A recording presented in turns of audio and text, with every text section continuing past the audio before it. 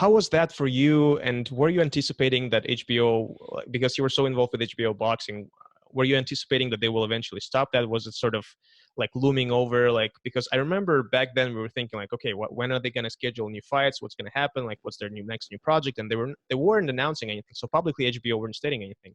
And I'm not saying, like, I'm not asking you to disclose anything like that. It's private. But like, in terms of your personal feelings, like, were you ready for that? Were you prepared? Yeah, you know what? I think it was pretty shocking to all of us because I think there's always ebbs and flows with boxing. And there's different people who come into play. For a long time, HBO boxing was the absolute top standard in boxing in terms of the production value, in terms of the fights they had. Uh, at one point, Showtime started spending a lot of money and they were kind of neck and neck. Mm-hmm. But you never really thought that they would stop covering boxing. They did it for, as I said before, 45 years. I mean, it's a long time. And Mm-hmm. Mm-hmm. obviously HBO is synonymous with quality content, Mm-hmm. with so many shows, but also with boxing, right? Yeah. With boxing. I think when fighters are at a young age, they aspire to be on HBO, right? That's part of, if you're in a gym, like a kid training, he wants to one day be on HBO. So Yeah. for someone who was there during that transition period, I would say it was very shocking.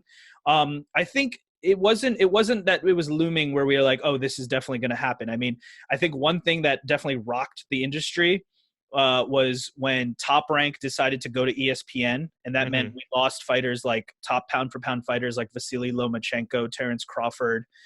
Top Rank obviously has so many great fighters, and when they left HBO to go to ESPN, that was like, okay, that was a moment of like, whoa, all right, so you know what, we still have fighters, but it's not going to be the same. Mm-hmm. And I guess the writing on the wall moment came when it was right before Canelo Triple G.